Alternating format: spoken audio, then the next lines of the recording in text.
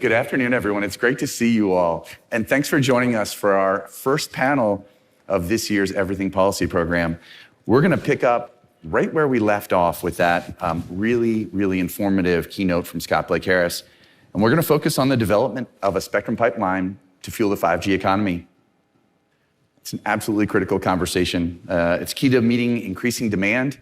We see that wireless data traffic continues to surge. It's expected to increase another 5 times by 2027. It's key to our economy. We know it's key to job growth. We know it's key to meeting a number of our policy priorities like the digital divide and climate change. But that really depends on having the right spectrum resources. And when it comes to a spectrum pipeline, our industry is really focused on licensed mid-band spectrum for commercial uses. So today we're going to have a conversation about what bands to target, strategies for getting access, and hopefully a little bit about the benefits that come from having the right spectrum resources. So we've got 3 exceptional panelists to do that today. I'm really excited. I'm going to introduce them going down the line. Barbara Baffer. Barbara is Vice President of Government and Industry Relations at Ericsson. Alison Minea, who's Vice President and Associate General Counsel at DISH. And Hank Hultquist, who's Vice President, Federal Regulatory at AT&T. Thank you guys so much for joining us. That's really great to have you here. So before we dive into spectrum policy, I wanted to level set a little bit about where we are with 5G deployment. It's been a year since we've been together here. So I'm hoping you guys can each give us a little perspective of how the vision for 5G may be evolving and what your companies are excited about when you think about 5G deployments now. I really want to give you guys each a chance to talk a little bit about this. But Hank, do you want to kick things off? Sure. So I think what's really changed in the last year, I would say, for AT&T 5G deployment is initial deployment was in low-band spectrum, creating broad coverage, but not really an uplift in speeds. And what we've seen this year was the deployment of C-band, really, which we're deploying in 46 PEAs, covering most of the biggest markets in the country. And we've seen a significant increase in speed. We're really heartened by the performance of C-band in our network, and we're looking forward to continue to deploy C-band to expand with the rollout of 3, 4, 5, and then we can talk about the other bands that we think we could be looking at in the pipeline. That's great. It's a great entree to the focus on mid-band. And Alison, I know it's been a really exciting year at DISH. I'll let you give the update. Thanks.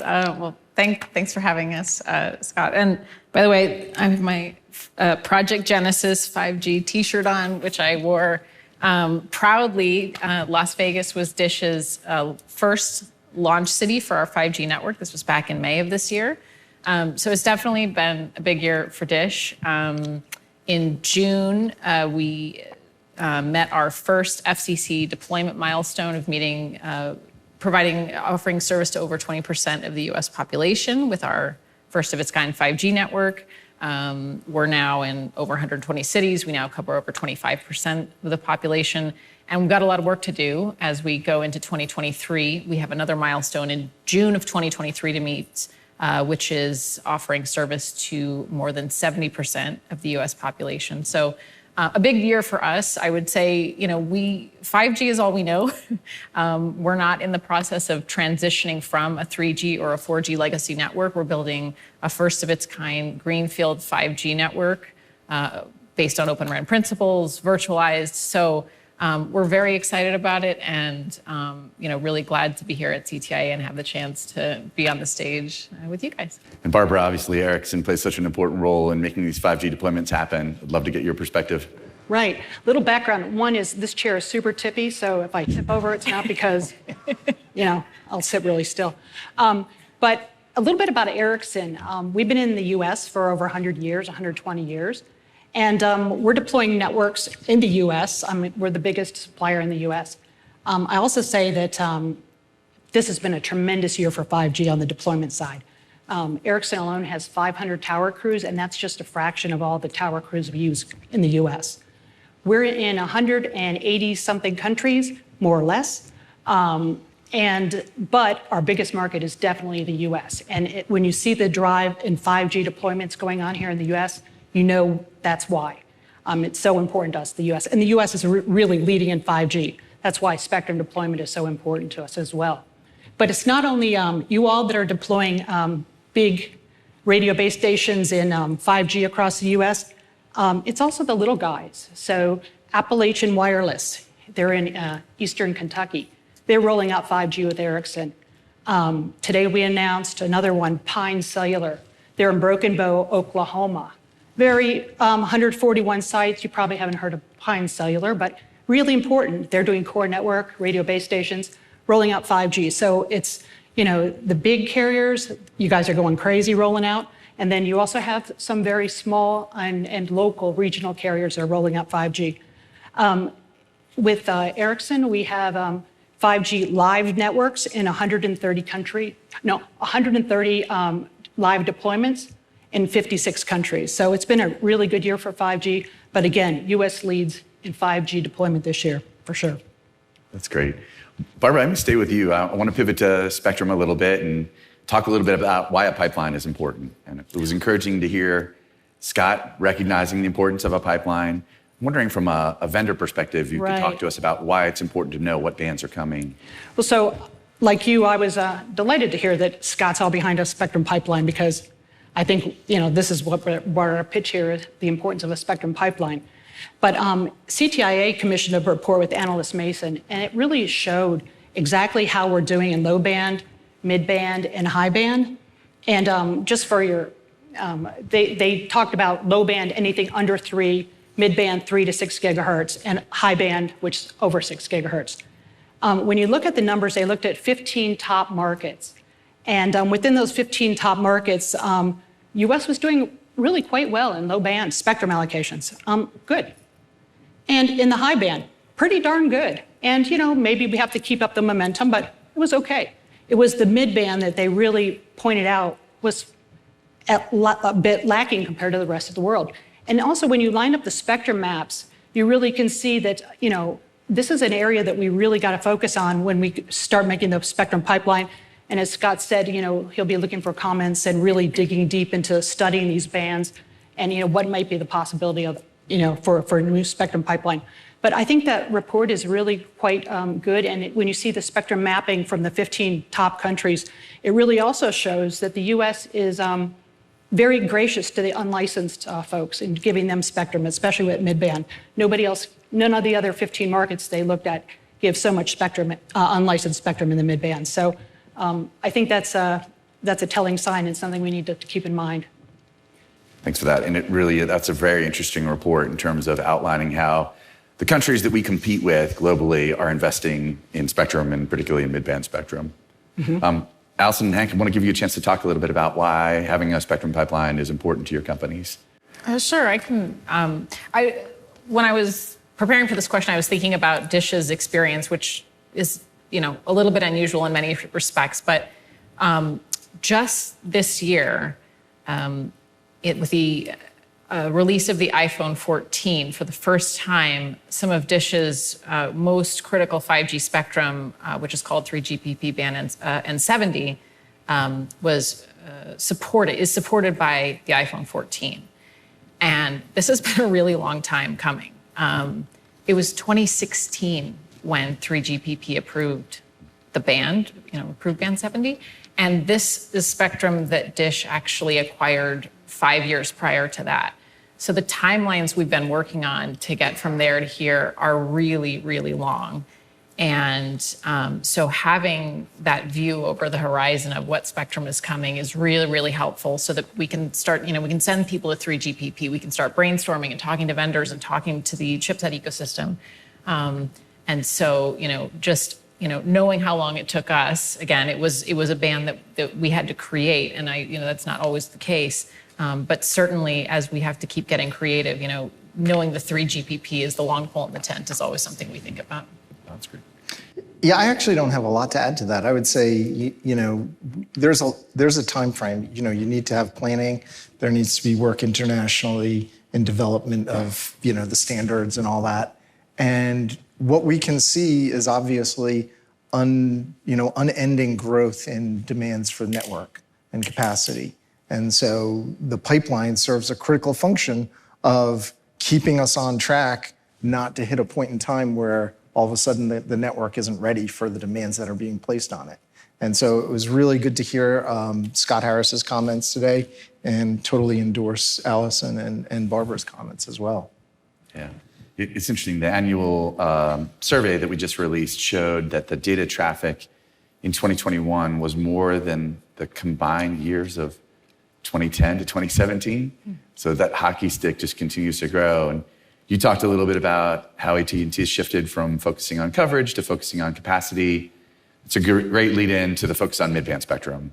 And I was hoping to look to you, Hank, a little bit to talk about why mid-band's important, what kind of bands you think might be good targets, and how do we get there? What conversations do we need to start? Sure, and we've had this conversation for several years now about why mid-band is important, that it gives kind of this unique combination of good propagation with large channel sizes, and that's what is going to differentiate 5G.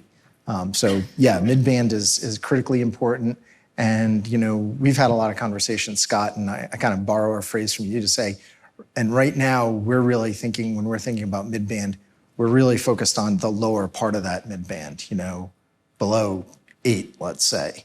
And so bands that, we are hopeful that will be in discussions about the pipeline, where they will be examined by the government and where we'll have a role in that process. We're certainly looking at 3 gigahertz, 7, and 4. Those are probably the 3 where we're most interested in seeing an investigation of what are the prospects for clearing, sharing, licensing.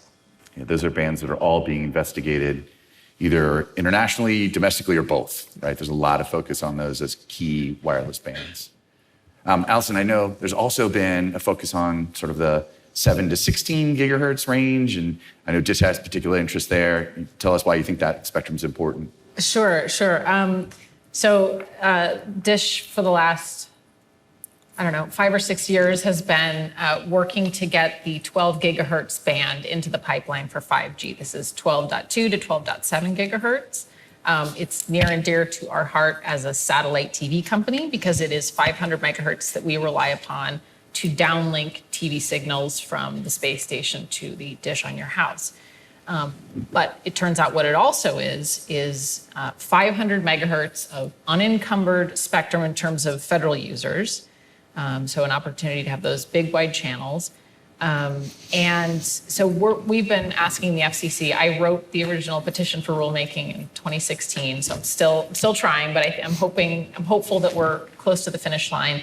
And one of the challenges that we're looking at right now is you have the DBS downlink in that same band, but we are a DBS user. We're the last people that would ask for 5G use of a band if it was going to destroy our core satellite TV business. So we've looked at this a ton, and we've concluded through multiple technical studies that sharing is possible, that you can have really meaningful 5G use of this 500 megahertz while also still preserving DBS users.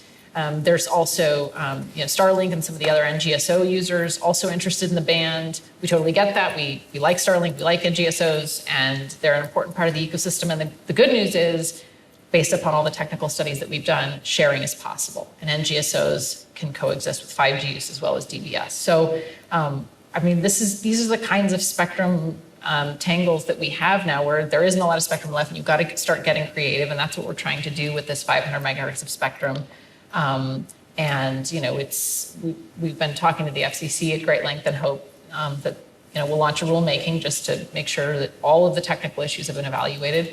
And I would also note that in the last couple of weeks, the FCC indicated that there's going to be an NOI on the spectrum just above 12 gigahertz, so 12.7 to 13 something. So again, I think that's a really good indication that the industry and government are starting to recognize the potential of this kind of centimeter wave spectrum for 5G, for fixed wireless, and all sorts of other uses. So definitely watch this space. We think there's a lot of opportunity there. And I'll just echo what you said, Hank. When we were looking at how much spectrum, the mid-band, we were looking at 3 to 8 gigahertz, specifically 3.3 to 4.2. Of course, every one of these bands has encumbrances and issues. 4.4 to 4.9 and 7.25 to 8.5. Everyone has challenges. There's no free lunch in the mid-band, but I think that's what Scott was talking about, working through these issues and understanding, what could be done and what's the art of the possible there. Barbara, I'm interested, you guys obviously play such a key role here in the US, but you also have that international perspective as well too.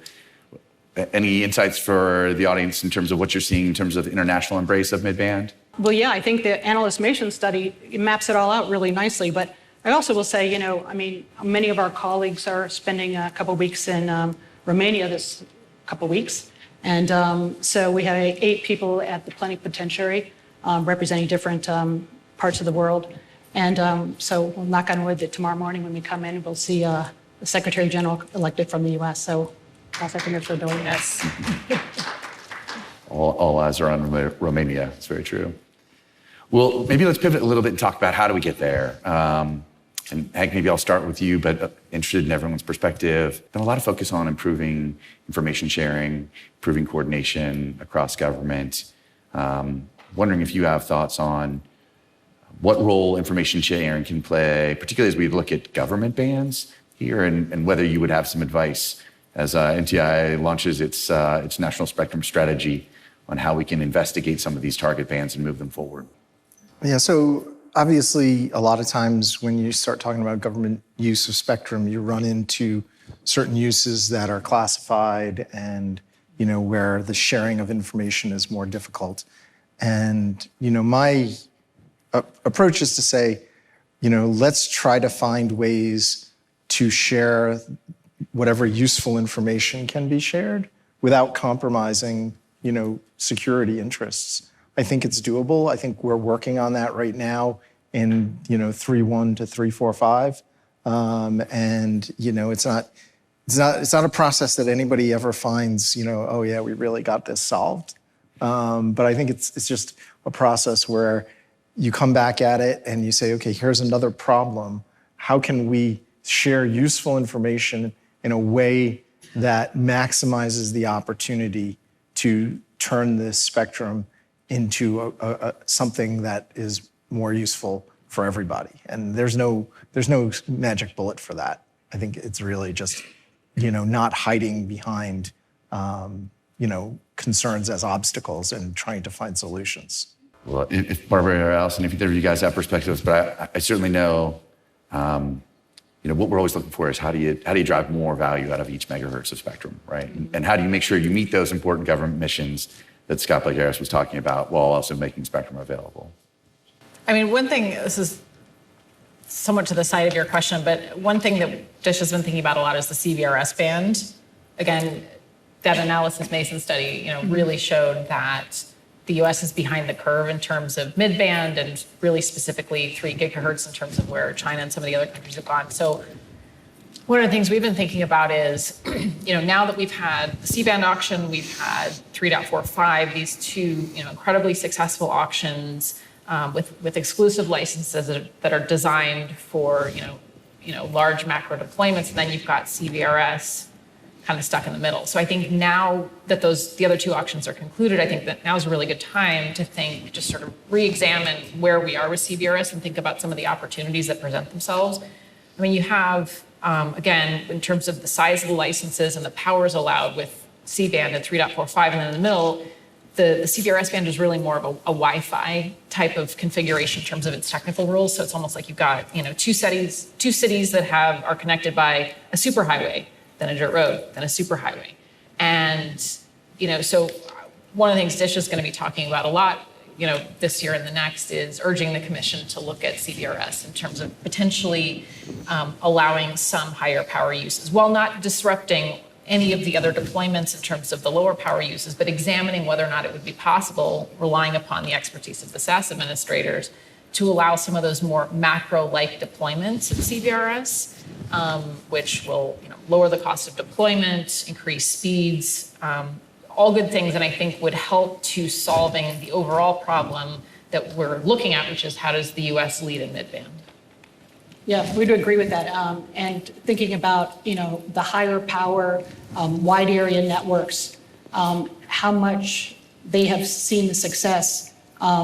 It's so many licenses at so low a power is a hard thing to deal with.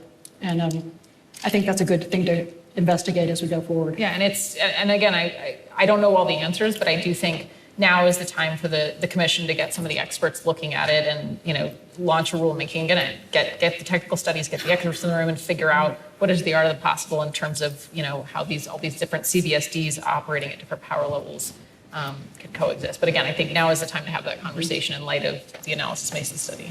That's a perfect transition for where I was hoping the conversation would go, which is imagining that we've got consensus around these bands and we're thinking about how to bring them to market. The question of spectrum licensing always comes up, right? And so one of the big questions is, how do we think about the appropriate role of sharing? Sometimes that becomes a little bit of a binary conversation. We've seen different permutations, and I'm wondering if you guys can give your thoughts on that. Obviously, licensed cleared spectrum is the gold standard, but there are different forms of sharing. And Hank, I know that you all recently participated in the 3.45 auction. Wondering if you can share a little bit of your perspective on that and what makes for, sort of across the board, what makes for a successful framework. Yeah, so I'll start by saying your point about the gold standard, I think, is right. I think, and it's always a little tricky when you compare auction outcomes, but I think clearly the spectrum that was part of the C-band auction, received a premium compared to 3.45 because, to some extent, of the sharing requirements at 3.45. With that said, obviously we've had a lot of experience with sharing, AWS 3, now, we've got 3.45. My expectation in the future is we'll continue to see circumstances where the best way to make more spectrum available for high power commercial use is to have forms of sharing. And I think the danger is sometimes there's a temptation to think, well, there's a one size fits all, there's some perfect sharing solution. And I think that's probably not right. I think the answer lies more in identifying the nature of the incumbent uses that you expect to continue, identifying how those uses will interact with the new entrant, the high power commercial use, and then figuring out, based on the available technology, what's the best way to do that? And I think that's work that's well worth doing because, it's obvious that it's getting harder and harder to have that gold standard of cleared spectrum. So I think that's a conversation we want to be part of. Yeah, given our experience going through the process of 12 gigahertz, I think I agree. Sharing is going to become the new normal as we look for more spectrum in the pipeline. I didn't say that. Or at least being creative, let's say that. But I think one of the things that really helps that process is having the right engineering resources on it. I mean, I'm a lawyer. I have almost no value to add at this point to the 12 gigahertz conversation. It's really engineers getting in a room and sort of, coming together in a very constructive way to exchange information and to really try to problem solve rather than try to find a way to say no. And that's certainly been our experience. And I think, my hope is that, everybody has kind of a big picture mentality in looking at it. So even if in one case you don't really want to share the band or you don't really want to engage, just think, at least come forward with your study. Put your study in, participate in good faith, because it might be that the next time around you're the one who's trying to get somebody else to share the band. And so hopefully there'll be a certain amount of, karma as we go through finding the next spectrum in the pipeline. And I think Alison's point actually made me think of something else, which is particularly if you're talking about bands where there aren't government users, and so really you have different categories of private sector users. Another, approach that has been talked about a lot and I think is worth thinking about is basically just, creating, auctioning, assigning overlay rights, and then just let the parties go figure out, okay, how do we find a way to coexist that doesn't, cause harm to the incumbents who are already here? And there's a variety of ways they could do that. They could come up with a sharing approach, or they could say, we'll just pay you to get out. And so I think in circumstances where you don't have government users, there's a little more flexibility. You don't necessarily have to say, let's solve the sharing problem. You can say, let's create a new kind of right and let them go solve the sharing problem. The incentives are a little bit different with commercial users than with government users. Right? That may call for different solutions. Barbara, you talked about power levels as being sort of one key part of it. And I think that's one of the things that we focus on a lot. When you look at, I think you were talking about C-band versus CBRS, and if you look at C-band with its full power rules versus CBRS with its low power rules, you see that the C-band signals travel 5 to 7 times more, which means that providers can get coverage faster, have more coverage with the same investment. Wondering how you all think about that from Ericsson's perspective. Right, and so some of the tools that they have been developing on spectral efficiency are advanced antenna systems, massive MIMO, beamforming, these different technologies to get more usage out of the spectrum we do have. And I think that's another, so you have sort of the technology roadmap, you have some sharing roadmap. I think that it's going to take all of those things to come together and really get the most use out of the spectrum. Well, one of the other things that we're very focused on here, this show, I'm sure folks who've looked at the agenda have seen it, is security. And how do we make sure that our networks are as secure as possible? I think we're very excited that 5G will be the most secure generation of wireless we've ever had.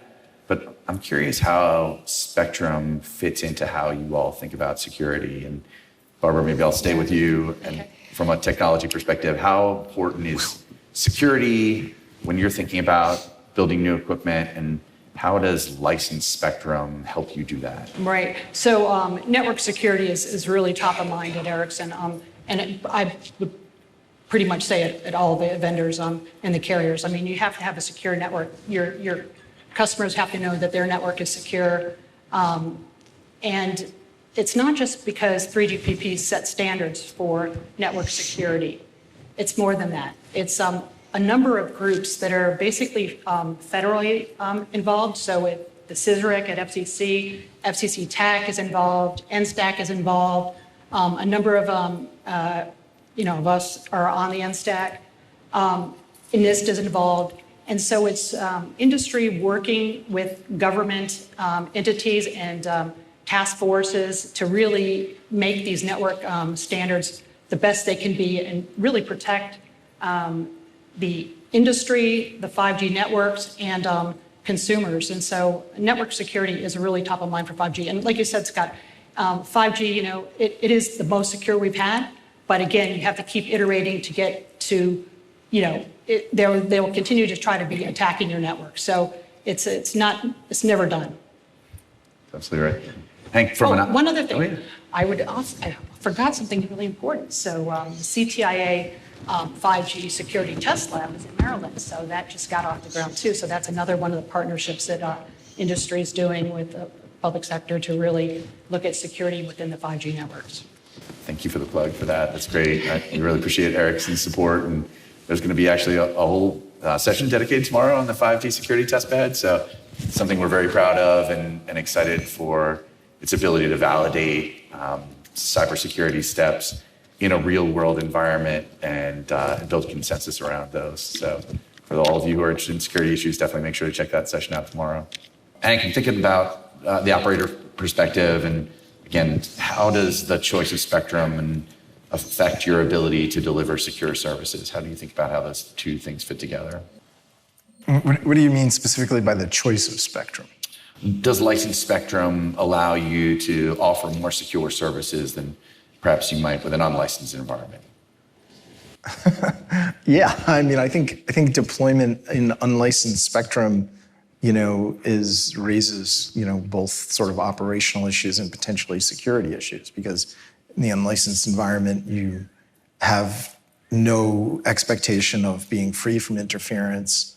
Potentially anybody could be deploying radios in the same band that you're operating in, could be, confusing customers, creating sort of bad actor kind of situations. So yeah, I think having the rights of a licensee to be free from interference and to prevent others from using those airwaves are important, very important for security. All right, that's great. Well, our next panel up will be focused on congressional legislative priorities. So hopefully we've given them a roadmap for some things to think about, or for NTI to think about and the FCC to think about as they work on their national spectrum strategy. I want to thank each of you guys for your insights. They were great, and I would ask all of you to please join me in giving a round of applause to our panelists.